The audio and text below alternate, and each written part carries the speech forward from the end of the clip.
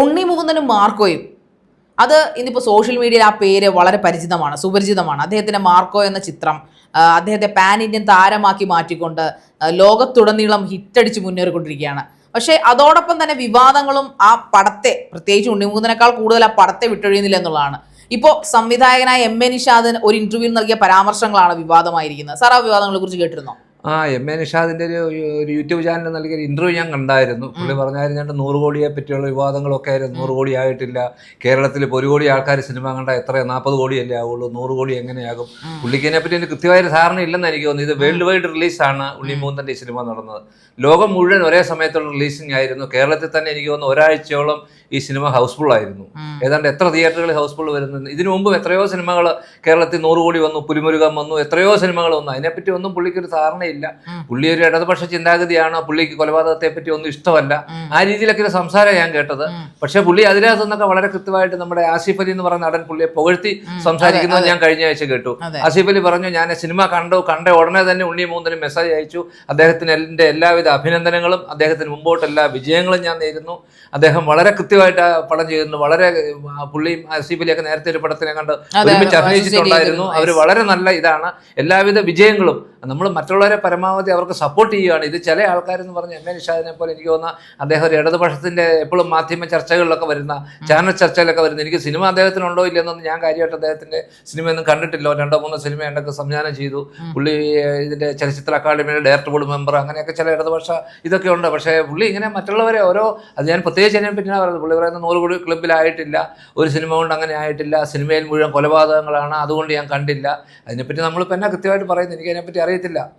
സത്യം പറഞ്ഞ MA. നിഷാദിന്റെ interview ഞാൻ ഇപ്പോൾ കഴിഞ്ഞ ദിവസം കണ്ടിരുന്നു. അത് ഈ അദ്ദേഹത്തിന്റെ ഈ ട്രോളിൽ അദ്ദേഹം എയറിലായിരിക്കുന്ന ഒരു വീഡിയോ ആണ് ഞാൻ കണ്ടപ്പോഴാണ് ഇത് ശ്രദ്ധിക്കുന്നത്. ഇങ്ങേരും ഇപ്പോൾ ഇതിനു വേണ്ടി പുള്ളിയുടെ ഒരു മെയിൻ പരിപാടി എന്ന് പറഞ്ഞു കഴിഞ്ഞാൽ വിവാദങ്ങൾ സൃഷ്ടിക്കുക എന്നുള്ളതാണ്. സാർ ഇപ്പോൾ പറഞ്ഞ പോലെ അദ്ദേഹത്തിന്റെ പടങ്ങളൊന്നും ഹിറ്റല്ല.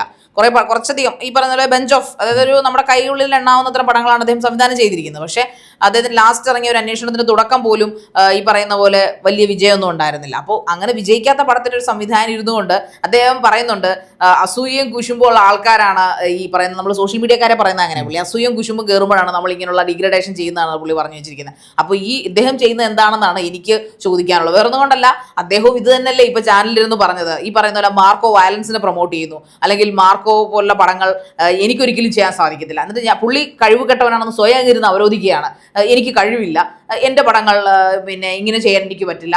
അങ്ങനെ കഴിവില്ലാത്ത ആരുടെ കുഴപ്പം? അങ്ങനെ കഴിവില്ലെങ്കിൽ അങ്ങനെ പടം ചെയ്യാതിരിക്കണം. അതിന് പകരം നല്ലൊരു പടത്തെ, വയലൻസ് ആണെന്ന് പക്ക പ്രൊമോഷൻ കൊടുത്തിട്ടാണ് മാർക്കോ ഇറങ്ങുന്നത് സാർ. അല്ലാതെ ഒരിക്കലും അതൊരു പീസ്ഫുൾ സിനിമയാണ്, അതിൽ കോമിക് സിനിമയാണ്, സ്ട്രിക്ട്ലി 18+ ആയിട്ടാണ് അവർ ഇറക്കിയിരിക്കുന്നത്. കുട്ടികളെ ഇത് കാണിക്കരുതെന്ന് അവർ പറയുന്നുണ്ട്. വയലൻസ്, ഇതുപോലെ കുഞ്ഞുങ്ങളെ ആക്രമിക്കുന്ന വയലന്റ് ആയിട്ടുള്ള വളരെ ഡീപ്പ് വയലൻസ് രംഗങ്ങൾ ഉള്ളതുകൊണ്ട് തന്നെ കാണാൻ മനക്കട്ടിയുള്ളവർ മാത്രം കാണുക എന്ന് കൊടുത്തുകൊണ്ട് തന്നെയാണ് അവർ ഈ പടം റിലീസ് ചെയ്തിരിക്കുന്നത്. എന്നിട്ടും ഇതെല്ലാം ഈ വാർണിംഗ്സ് എല്ലാം കൊടുത്തിട്ടും ഇത് വിജയിക്കണമെങ്കിൽ ആ സിനിമയിൽ അത്രയും അടിപൊളിയായിട്ട് ഉണ്ണി മുകുന്ദൻ എന്ന മാർക്കോ, അല്ലെങ്കിൽ മാർക്കോ എന്ന ഉണ്ണി മുകുന്ദൻ അഭിനയിച്ച് തകർത്തിരിക്കുന്നു. തീർച്ചയായിട്ടും ആ ടൈറ്റിൽ റോള് ഭംഗിയായിട്ട് അദ്ദേഹം ചെയ്തിട്ടുണ്ട്. അദ്ദേഹം ഇതുവരെ ചെയ്തു വെച്ചിരിക്കുന്ന റോളുകൾ വെച്ച് നോക്കുമ്പോൾ അദ്ദേഹം ഫാർ ബെറ്റർ ആയിട്ട്, അല്ലെങ്കിൽ എനിക്കൊന്ന് കരിയറിൽ ഒരു മൈൽ സ്റ്റോൺ തന്നെ ആവണം ഉണ്ണി മുകുന്ദൻ. പാൻ ഇന്ത്യൻ ആക്ടറിലേക്കുള്ള ഒരു നടപ്പിന്റെ ഫസ്റ്റ് ടേണിംഗ് പോയിന്റ് തന്നെയാണ് മാർക്കോ അദ്ദേഹത്തിന് സമ്മാനിച്ചിരിക്കുന്നത്. അദ്ദേഹത്തിന്റെ ഹാർഡ് വർക്കിന്റെ ഭാഗമാണ്. നല്ലൊരു സ്ക്രിപ്റ്റ്, നോർമൽ ഒരു സ്ക്രിപ്റ്റ് ആണെങ്കിൽ പോലും അതിൽ ഞാൻ ആ പടം കണ്ടതാണ്. പേഴ്സണലി എനിക്ക് അതിൽ വയലൻസ് ഇച്ചിരി, മറ്റ് ഇംഗ്ലീഷ് സിനിമകളുടെ ആരാധിക എനിക്ക് അതിനകത്ത് വയലൻസ് വലിയ വയലൻസ് ആയിട്ട് തോന്നിയിട്ടില്ല. പക്ഷെ മാർക്കോ എന്ന അദ്ദേഹത്തിന്റെ അഭിനയം, ഉണ്ണി മുകുന്ദന്റെ അഭിനയം എക്സ്ട്രീം തന്നെയാണ്. ഒരു ഹോളിവുഡ് ആക്ടറിനെ ആ ലെവലിലേക്ക് അദ്ദേഹം എത്തിയിരിക്കുന്നു. അത് അംഗീകരിച്ചില്ലെങ്കിലും ഇങ്ങനെയൊക്കെ ഇരുന്ന് പറയുന്നത് ശരിയാണോ സാറേ? എം.എ. നിഷാദ് എന്ന് വെച്ചാൽ പുള്ളി ഓൾറെഡി ഇതിനെപ്പറ്റി പറയുന്ന, പുള്ളി ഇതിനകത്ത് സർട്ടിഫിക്കറ്റ് ആണ് ഇപ്പോൾ സർട്ടിഫിക്കറ്റ് ആണെന്ന് ഓൾറെഡി അവർ പറഞ്ഞിട്ടുണ്ട്. 18 വയസ്സ് കഴിഞ്ഞവർ വന്ന് ഈ സിനിമ കണ്ടാൽ മതി എന്നൊക്കെ പറയുന്നുണ്ട്.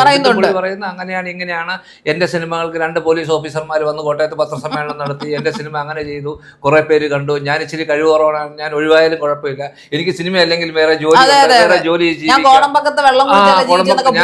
പുള്ളി പറയുന്നത് അങ്ങനെ കുളമ്പക്കത്തെ വെള്ളം കുടിച്ച് ജീവിച്ചതൊന്നും അല്ല, ഞാൻ അങ്ങനെ ഒരു പാരമ്പര്യം എനിക്കില്ല, എനിക്ക് ഇഷ്ടമുള്ള പോലെ സിനിമകൾ ചെയ്യുന്നു, ഇന്ന സിനിമ കണ്ടാൽ മതി. പക്ഷെ മറ്റുള്ളവരെ ഇങ്ങനെ കഴിയുന്ന ഡിഗ്രേഡ് ചെയ്യാതെ, ഉണ്ണി മുകുന്ദനാണെങ്കിലും ജഗദീഷിന്റെ ഒരു ഉജ്ജ്വല പെർഫോമൻസ് ആയിരുന്നു ആ സിനിമ. ജഗദീഷിന്റെ ഒരു വേറിട്ട വ്യക്തിത്വം, ജഗദീഷിനെ ഒരു വ്യത്യസ്ത റോളിലാണ് നമ്മൾ കണ്ടത്. അതുകൂടാതെ ഉണ്ണി മുകുന്ദൻ കഴിഞ്ഞ ദിവസം ഒരു ബോംബെയിൽ ഇന്റർവ്യൂവിന് വെച്ച് പറയുന്ന കണ്ടത്, ബോംബെയിൽ ഹിന്ദി ചാനലിൽ ഇന്റർവ്യൂവിൽ ഉണ്ണി മുകുന്ദൻ പറയുന്നുണ്ട്, ഞാൻ ആരാധിക്കുന്ന നടൻ പഴയ ജയനാണ്, ഒന്നുമില്ലായ്മ ജയൻ കയറി വന്നതാണ്. എല്ലാ കാര്യങ്ങളും പല കാര്യങ്ങളും സാഹസിക രംഗങ്ങളൊക്കെ സ്വന്തമായിട്ട് ഷൂട്ട് ചെയ്ത് അവസാന നിമിഷത്തിൽ ഒരു അപകടത്തിൽപ്പെട്ട് പുള്ളി മരിച്ചുപോയി. പക്ഷെ പുള്ളിക്ക് അർഹിക്കുന്ന ഒരു അംഗീകാരം ആ കാലഘട്ടത്തിലൊന്നും കിട്ടിയിട്ടില്ല. ഇന്നത്തെ തലമുറയ്ക്ക് ജയനെ കൃത്യമായിട്ട് അറിയത്തില്ല. ഒന്നുമില്ലായ്മ ഒറ്റയ്ക്ക് സിനിമയിൽ ഒരു നേവിയിലെ ഒരു ജോലിക്കാരനായിരുന്നു, അവിടുന്ന് റിട്ടയർ ചെയ്ത് കയറി വന്ന ഒരു വ്യക്തിയാണ് ഈ ജയൻ. ആ ജയനെ അർഹിക്കുന്ന അംഗീകാരം കിട്ടുന്ന ജയനെയാണ് ഞാൻ മാതൃകയാക്കിയിരിക്കുന്നത്. നമുക്ക് പയ്യെ പയ്യെ നമ്മൾ പ്രവർത്തിച്ചാൽ നമുക്ക് അംഗീകാരം കിട്ടും. പുള്ളിക്ക് ഒത്തിരി അവഗണനകൾ, ഈ ഉണ്ണിമോഹൻ എന്ന് പറഞ്ഞ വ്യക്തിക്ക് സിനിമയിൽ ഒത്തിരി അവഗണനകളുണ്ട്. അത് പല രീതിയിലും പുള്ളി രാഷ്ട്രീയക്കാരനെന്നുള്ള രീതിയിൽ സംഘിയാക്കിയിട്ടുണ്ട്, പല രീതിയിൽ അവഗണനയുണ്ട്. ഞാൻ നേരത്തെ ഒരു ചർച്ചയിൽ പറഞ്ഞ പോലെ ഒറ്റയ്ക്ക് വഴിവെട്ടി കയറാൻ അല്ലെങ്കിൽ ഒറ്റയ്ക്ക് ഒരു പടം വിജയിപ്പിക്കാൻ കഴിവില്ലാത്തൊരു നടൻ, അങ്ങനെ നിരവധി പ്രശ്നങ്ങളെയൊക്കെ തരണം ചെയ്താണ് ഉണ്ണിമോഹൻ ഈ നിലയിൽ വന്നേക്കുന്നത്. ഇപ്പൊ ഒരു പാൻ ഇന്ത്യ സ്റ്റാർ ആയിട്ട് വന്നിട്ടുണ്ട്. പിന്നെ എം എ നിഷാദ് തർക്കിക്കുന്ന വേറൊരു കാര്യം 100 കോടി ക്ലബ്ബാണ്. 100 കോടി ക്ലബ്ബ് എന്ന് പറയുന്നത് യാഥാർത്ഥികമായിട്ട് ഇവിടുത്തെ മാധ്യമങ്ങൾ മുഴുവൻ റിപ്പോർട്ട് ചെയ്തിരിക്കുന്നതാണ് 100 കോടി ക്ലബ്ബ് എന്ന് പറയുന്നത്. ഇപ്പോഴും എനിക്ക് തോന്നുന്നത് മാർക്കോ വിജയകരമായിട്ട് ഒന്നാഴ്ച എന്ന് പറഞ്ഞാൽ ഞാൻ പോയ തിയേറ്ററിലൊക്കെ ഞാൻ എല്ലാ ഷോയ്ക്കും ഹൗസ്ഫുൾ ആയിരുന്നു, ടിക്കറ്റ് കിട്ടാനില്ലാത്ത രീതിയിൽ ഹൗസ്ഫുൾ ആയിരുന്നു. അന്നേരം അതൊരു 100 കോടി ക്ലബ്ബിൽ എത്തുക എന്ന് പറയുന്ന ഒന്നും വലിയ വിഷയമല്ല. പുള്ളി അവിടെ ഇരുന്ന് ഇറക്കിക്കുന്നുണ്ട്. 100 കോടി കിട്ടിയ 27 കോടി അവിടെ പോകും, 27 കോടി ഗവൺമെന്റിന് ടാക്സ് ഉണ്ട്, ബാക്കി തിയേറ്ററിന്. അതൊക്കെ പുള്ളി പറഞ്ഞ കണക്ക് ശരിയാണ്. 50 തിയേറ്ററുകാർക്ക് കറക്റ്റ് ആണ്. പക്ഷെ അതെല്ലാം കൂടെ കൂട്ടിയാണ് ഈ ക്ലബിലേക്ക് കടക്കുന്നത്. എത്രയോ പ്രേമല് പോലും 100 കോടി ക്ലബ്ബിൽ ചെന്നു, മഞ്ഞുമൽ ബോയ്സ് ഒക്കെ ചെന്നു. അന്നേരം ഒന്നും ആർക്കും ഒന്നും പറയാനില്ല.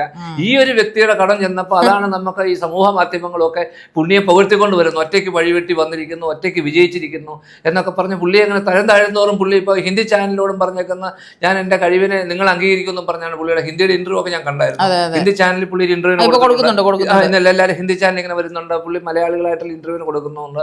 പല സ്ഥലത്തും പുള്ളി സിനിമ കാണുന്ന രംഗങ്ങൾ നമ്മളെ കാണിക്കുന്നുണ്ട്. പുള്ളി തിയേറ്ററിൽ ഇരുന്നുകൊണ്ട് ആസ്വദിച്ച് ആ സിനിമ കാണുന്ന തിയേറ്ററിലെ ഇടയ്ക്ക് അങ്ങനെ പല രംഗങ്ങളുണ്ട്. ഈ വിമർശകരോട് പറയുന്ന പരമാവധി അവരെ സപ്പോർട്ട് ചെയ്തൊക്കെ കൊടുക്കണം. കാരണം ഒരു നടൻ വിമർശിക്കുന്ന അനുസരിച്ച് എനിക്ക് വന്ന് വളർന്നു പോകണോ എന്ന് എനിക്ക് സംശയമുണ്ട്. ആ ഒരു സംശയമാണ് എനിക്കുള്ളത്. വിമർശനം കൂടുന്തോറും ആ നടൻ വീണ്ടും വീണ്ടും വളർച്ചയിലേക്ക് വരുവാണോ എന്നൊരു സംശയം നമുക്ക്. നമ്മുടെ സമൂഹത്തിന്റെ പ്രത്യേകത ഇപ്പൊ വിമർശിക്കുന്ന ആൾക്കാർ വളരുന്ന ആൾക്കാർക്ക് മാത്രമേ, അത് പണ്ടുകൊണ്ട് സാറേ, പക്ഷെ ഇന്നിപ്പോ ഇച്ചിരി കൂടുതലായിട്ട് ആ വിമർശനം സോഷ്യൽ മീഡിയ ഒക്കെ ഉള്ളത് കൊണ്ട് നമ്മളിലേക്ക് എത്തുന്നു എന്നതാണ്. ഈ എയറിലിരിക്കുന്ന ആൾക്കാർ വിമർശനം നേരിടുന്നവരാണ്. ആ എയറിലിരിക്കുന്ന ആൾക്കാരെ ഇന്ന് സക്സസ് ആവുന്നുള്ളൂ, അല്ലാത്തവരെ ആരും ശ്രദ്ധിക്കുന്നില്ല. ഇപ്പൊ എം എ നിഷാദിന് ശരിക്കും ഒരു ഈഗോയോ കോംപ്ലക്സോ എന്തൊക്കെ അടിച്ചിട്ട് അദ്ദേഹം പറയുന്നത് ഞാൻ അമ്മ എന്ന സംഘടനയിൽ അപേക്ഷ കൊടുത്തിട്ടില്ല, അതുകൊണ്ട് തന്നെ എനിക്ക് കൊടുത്താലും അവരെന്നെ അംഗീകരിക്കില്ല. ആരെയാണ് അദ്ദേഹം സപ്പോർട്ട് ചെയ്ത് സംസാരിച്ചത്? അദ്ദേഹം വർക്ക് ചെയ്യുന്ന ഒരു ഇൻഡസ്ട്രിയിൽ പോലും അദ്ദേഹം സ്വയം പുച്ഛിതമായിട്ട് അല്ലെങ്കിൽ സ്വയം ഡിഗ്രേഡ് ചെയ്തുകൊണ്ടാണ് സംസാരിക്കുന്നത്. അദ്ദേഹത്തിന് ഇഷ്ടമാണ് സംഘടന പോകുന്നു, അത് വേറെ വിഷയം. പക്ഷേ ഈ ഒരു വിഷയത്തിൽ ഇപ്പൊ ഉണ്ണിമൂന്നിനെ സംബന്ധിച്ചിടത്തോളം അദ്ദേഹം ഈ താങ്കൾ പറഞ്ഞ പോലെ ആസിഫ് അലി അദ്ദേഹത്തിന് എന്ത് സപ്പോർട്ട് സപ്പോർട്ട്, അദ്ദേഹത്തിന്റെ പടങ്ങളെല്ലാം ഹിറ്റാണ്, ആസിഫിയുടെ പടങ്ങളെല്ലാം കണ്ടിന്യൂസ് ആയിട്ട് ഹിറ്റ്. അങ്ങനെ ഹിറ്റായിക്കൊണ്ടിരിക്കുന്ന മനുഷ്യന് ഉണ്ണിയുടെ പടം കണ്ടിട്ട് പറഞ്ഞു മനോഹരമായിട്ടിരിക്കുന്നു, അടിപൊളിയായിട്ട് ഉണ്ണി അഭിനയിച്ചിട്ടുണ്ടെന്ന രീതിയിലാണ് ആസിഫ് പറഞ്ഞു. എന്നാൽ കഴിഞ്ഞ ദിവസം ഷെയ്ൻ നിഗം പറഞ്ഞത് നേരെ ഓപ്പോസിറ്റ് ആണ്. അതിന് മാപ്പൊക്കെ പറഞ്ഞു കരഞ്ഞു കൂവി. ഷെയ്ൻ നിഗത്തിന്റെ പടം മദ്രസക്കാരൻ 8 നില പൊട്ടി എന്ന് വെച്ചാൽ ഒരു പടം പൊട്ടിയെന്ന് കരുതി ഷെയ്ൻ നിഗം കഴിവില്ലാത്തവരെന്നല്ല പറയുന്നത്. പക്ഷേ ഒരാളെയും നമ്മൾ തേജോവധം ചെയ്യേണ്ട ആവശ്യമില്ല. അയാളുടെ കഴിവുണ്ട്, പക്ഷേ അയാൾക്കൊരു ടൈം കൊടുക്കണം. ആ ടൈം കറക്റ്റായിട്ട് വന്നു കഴിയുമ്പോൾ ഹാർഡ് വർക്കും കൂടെ ഓക്കെ ആകുമ്പോഴാണ് ഈ സക്സസ് എന്ന് പറയുന്ന സാധനം നമ്മുടെ കൈകളിലേക്ക് എത്തുന്നത്. ഇപ്പോൾ എം എ നിഷാദിനെ സംബന്ധിച്ചിടത്തോളം അങ്ങേർക്ക് ഹാർഡ് വർക്ക് ചെയ്യേണ്ട ആവശ്യമില്ല, അയാൾക്ക് പൈസ ഉണ്ടായിരിക്കും. അതാണ് അദ്ദേഹം സൂചിപ്പിച്ചത്, ഞാൻ കോടമ്പക്കത്തെ വെള്ളം കുടിച്ചിട്ട് എനിക്ക് ജീവിക്കേണ്ട കഥയൊന്നും പറയാനില്ല, അല്ലെങ്കിൽ ഞാൻ ആരുടെയും പുറകെ നടന്നിട്ടില്ല, സീറ്റിനും കാശിനും വേണ്ടി ഞാൻ ആരുടെയും പുറകെ നടന്നിട്ടില്ല, അതുകൊണ്ട് തന്നെ എനിക്ക് വേറെ പണിയുണ്ടെന്ന രീതിയിൽ പുച്ഛിച്ച് സംസാരിക്കുമ്പോൾ അങ്ങനെ ഇല്ലാത്തവരാണ് ഈ പറയുന്ന ഉണ്ണിമൂന്നനൊക്കെ. അവർക്ക് ഇത് തന്നെയാണ് ജീവിതമാർഗം, ഇതാണ് അവരുടെ പാഷൻ. അതുകൊണ്ട് തന്നെ ഏതറ്റം, ഫോർ എക്സാമ്പിൾ നമ്മുടെ ജോജു ഒക്കെ 18 വർഷത്തോളം 10 പൈസ പ്രതിഫലമില്ലാതെ വർക്ക് ചെയ്തിട്ടാണ് ആ മനുഷ്യൻ ഇന്നൊരു സംവിധായകനും എഴുത്തുകാരനും നടനുമായി മാറിയത്. അങ്ങനെ ഒരുപാട് ആൾക്കാരുണ്ട്. ഈ പറയുന്ന പൃഥ്വിരാജ് അച്ഛൻ്റെ ഒരു ഇതിൽ വന്നതല്ലാതെ അയാൾ ഒരുപാട് കഷ്ടപ്പെട്ടാണ് ഇന്നത്തെ നിലയിലുള്ള പൃഥ്വിരാജ് സുകുമാരൻ എന്ന സംവിധായകനും നടനുമായി മാറിയത്. അതുകൊണ്ട് നമ്മുടെ ചർച്ച ഇത് പറയുകയാണെങ്കിൽ നമ്മുടെ നടന്മാര് മമ്മൂട്ടി, മോഹൻലാൽ, സുരേഷ് ഗോപി അവരൊക്കെ വർഷങ്ങളായിട്ട് പരസ്പരം ബഹുമാനിച്ചാണ് മുമ്പോട്ട് പോകുന്നത്. മമ്മൂട്ടിയുടെ ഒരു പടത്തെ മോഹൻലാൽ തള്ളി പറയുക, മോഹൻലാലിന്റെ അടുത്തെ മമ്മൂട്ടി, അവർ പരസ്പരം എല്ലാം പരസ്പര സ്നേഹത്തോടുകൂടി ഒരു കല്യാണം ആയാലും ഒരു ഫംഗ്ഷൻ ആയാലും സൂപ്പർ സ്റ്റാർ ആണ്, അല്ലെങ്കിൽ മമ്മൂട്ടി ഫാൻ ഉണ്ട്, അല്ലെങ്കിൽ മോഹൻലാൽ ഫാൻ ഉണ്ടെന്നും പറഞ്ഞുകൊണ്ട് പരസ്പരം എതിർക്കുന്നില്ല, പരസ്പരം ബഹുമാനിച്ചാണ് കഴിഞ്ഞ ഒരു കാലഘട്ടം, ഒരു 10-30 വർഷമായിട്ട് നമ്മുടെ ഓർമ്മയില് അവരെല്ലാം പരസ്പരം ബഹുമാനിച്ചാണ് പോകുന്നത്. ഈ ഒരു നടനെ മാത്രം വരുമ്പം 4 തേടി ആക്രമിക്കുന്ന ഒരുപറ്റ ആൾക്കാർ ആക്രമിക്കുന്ന രീതിയിൽ എന്ന് വെച്ചാൽ ഇപ്പം മുമ്പോട്ട് പോയാൽ നമുക്ക് ക്ഷീണമാണോ അങ്ങനെയൊക്കെ ആയിരിക്കും പലരും ചിന്തിക്കുന്നത്, നമുക്കറിയത്തില്ല. അല്ലാതെ സാർ എം എ നിഷാദിന് വയലന്റ് പടങ്ങൾ ഇഷ്ടമല്ലെന്ന് പറഞ്ഞിട്ട് എം എ നിഷാദ് ഒരു സംവിധായകൻ ഒരിക്കലും അങ്ങനെ പറയാൻ പാടുള്ളതല്ല. എല്ലാ ജോണറിലെ പടങ്ങൾ എടുക്കുന്ന വ്യക്തിയാണ് അദ്ദേഹം. അതുകൊണ്ടാണ് അദ്ദേഹത്തിന് സിനിമകൾ വിജയിക്കാത്തത്. പിന്നെ ഈ പറയുന്ന പോലെ അദ്ദേഹത്തിന് വേണമെങ്കിൽ പറയാം ഉണ്ണി മുകുന്ദനെ വെച്ച് എനിക്കും ഒരു പടം ചെയ്യണമെന്ന്. കാരണം ഉണ്ണി മുകുന്ദൻ ആദ്യമായിട്ടാണ് ഇങ്ങനൊരു വയലന്റ് ആയിട്ടുള്ള ഒരു പടം ചെയ്യുന്നത്. അദ്ദേഹം ഒരു കുടുംബസ്ഥനായിട്ടുള്ള ഒരുപാട് സിനിമകളിൽ അഭിനയിച്ചിട്ടുണ്ട്, കാമുകനായിട്ട് അഭിനയിച്ചിട്ടുണ്ട്.